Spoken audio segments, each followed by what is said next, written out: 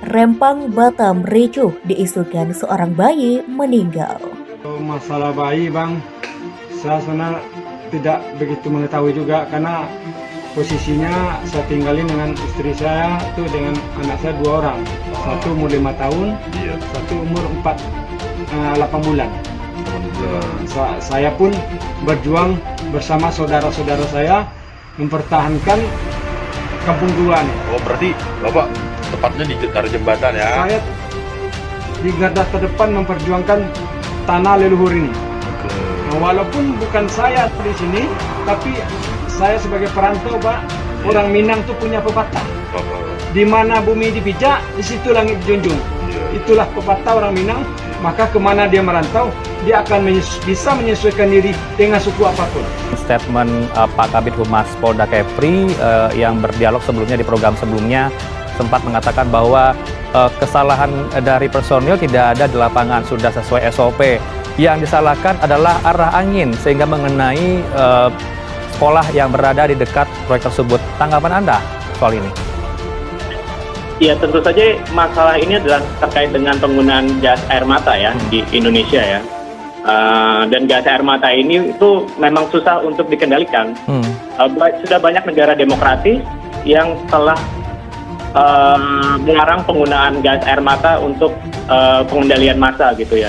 Sehingga penting menurut kami penting bahwa para pemangku kepentingan, para politisi, anggota DPR untuk mengevaluasi kembali kebijakan mengenai penggunaan gas air mata ini ya, dan bahkan seharusnya pun dilarang penggunaannya untuk pengendalian massal gitu ya, karena susah dilakukan. Ingin klarifikasi terkait dengan informasi di media terkait kerusuhan. Jadi kami akan sampaikan bahwa kami mendapat informasi dari Polda Kepri, situasi di lokasi sudah kondusif sejak kemarin. Terkait dengan informasi-informasi yang berkembang yang menyampaikan adanya beberapa siswa pingsan, bahkan ada yang menyebutkan ada seorang bayi meninggal dunia, itu adalah tidak benar ya. Jadi tidak ada korban, saya ulangi, tidak ada korban dalam peristiwa kemarin ya. Yang membuat saya geram adalah mengapa gas air mata itu sampai ke sekolah. Apakah aparat nggak tahu di sana itu ada sekolah? Mungkin tetap dan klasik alasannya ABCD, sehingga asap bisa di sana kena angin atau apa-apa. Bodoh amat bagi saya. Yang jelas anak sekolah berhamburan dan pingsan kena gas air mata. Cara represi seperti ini adalah cara primitif. Terlebih lagi, yang Anda hadapi itu bukan teroris. Mereka masyarakat, rakyat, yang kadang hak adat agrarianya dirampok oleh kartel-kartel kapitalis dengan dalil pembangunan dan modernisasi. Mereka nggak meminta uang ke negara buat ngelola tanah adatnya.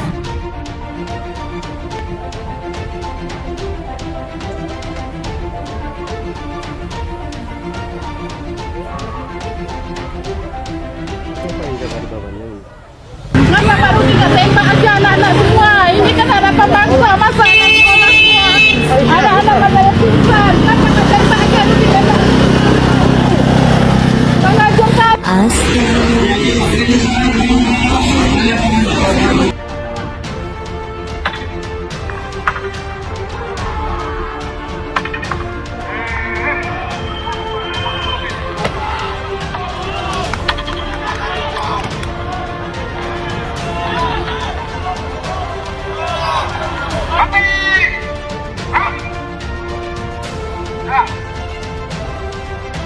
Tim Terpadu Kota Batam akan melakukan pematokan lahan di Kampung Tua Rempang, Kota Batam, Kepulauan Riau pada 7 September 2023. Mereka dihadang oleh ratusan warga masyarakat di Jembatan 4 Barelang.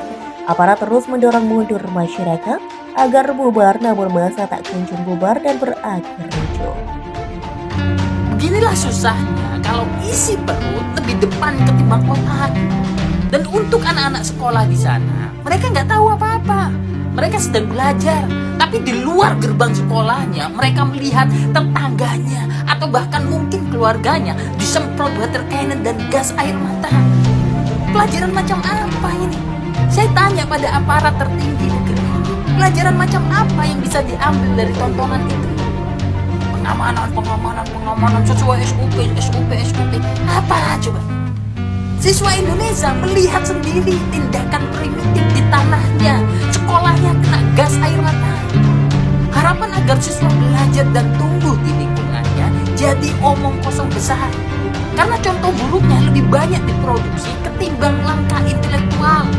Peristiwa kemarin adalah kegiatan pengamanan yang dilakukan oleh aparat keamanan. Nah, tentu kita akan mengedepankan dialog. Kita akan menjembatani warga masyarakat dengan pihak BB Batam. Ya. Tentu aparat kepolisian dalam hal ini membantu kebijakan-kebijakan yang tujuannya adalah untuk kepentingan masyarakat. Ya. Sekali lagi, tidak ada korban baik di pihak masyarakat maupun di aparat keamanan.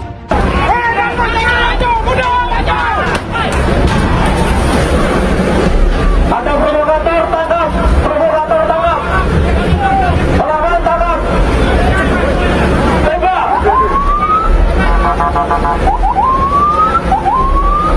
Ada provokator tangkap, yang melawan petugas tangkap, yang melawan petugas tangkap, yang mau turun. Ya. Mas, balik bu. Iya Pak. Ada lagi. Di mana bu?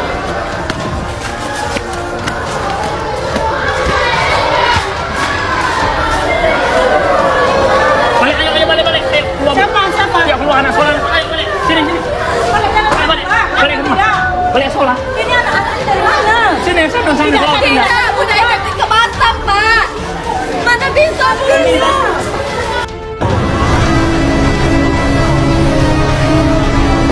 Rezim ini rezim paling brengsek, biadab, amburadul, ugal-ugalan, brutal kepada rakyat. Kita lihat kawan-kawan di Morowali, dirampas haknya. Kita lihat petani-petani yang ada di Kalimantan, dirampas tanahnya. Petani-petani sawit di Sumatera dirampas tanahnya. Nelayan-nelayan tidak bisa nelayan melaut karena kehabisan solar. Terus rakyat kemudian ketika penghasilannya kurang malah dipajakin, sementara korupsi dibebasin. Ini semua kebijakan yang bertentangan dengan akal sehat kita. Bagaimana begitu banyaknya penindasan kesewenang-wenangan yang dilakukan oleh rezim kepada rakyat Indonesia, dan itu belum bangkitkan perlawanan kita sebagai kaum progresif revolusioner hari ini untuk bangkit melawan segala bentuk penindasan yang dilakukan oleh rezim Jokowi yang selalu membuat kebijakan yang ugal-ugalan, brutal dan amburadul. Harusnya dia mensejahterakan rakyat, mencerdaskan rakyat, menjaga tumpah darah rakyat Indonesia. Malah sebaliknya, menindas rakyat, memiskinkan rakyat, membuat tolong rakyat Indonesia dengan membangun opini-opini sesat bahwa Perpu Cipta Kerja itu sudah sesuai dengan konstitusi. Ini yang harus kita lawan. Dalam 5 tahun terakhir ini, kelompok-kelompok Islam seolah menjadi terasing di negerinya sendiri. Itu yang dia harus lakukan. Apa ulama yang berjuang mendirikan Republik ini? Indonesia 80% penduduknya umat Islam. Tidak pernah meminta 80% hasil sumber daya alam yang dikuasai negara untuk umat Islam. Gak ada nggak? 80% umat Islam penduduk Indonesia tidak pernah meminta 80% APBN untuk umat Islam. Gak ada. Sederhana permintaannya semua. Dia mau berdialog sama Tuhan. Dia mau mengingatkan umatnya akan kebaikan, yang tidak hanya mengajarkan doa makan dan doa minum, tapi juga cara memilih pemimpin. Ketika agamanya dinistakan, kok susah sekali ini membawa proses itu. Muncullah demo berjilid-jilid yang kemudian berujung ulamanya tidak bisa pulang.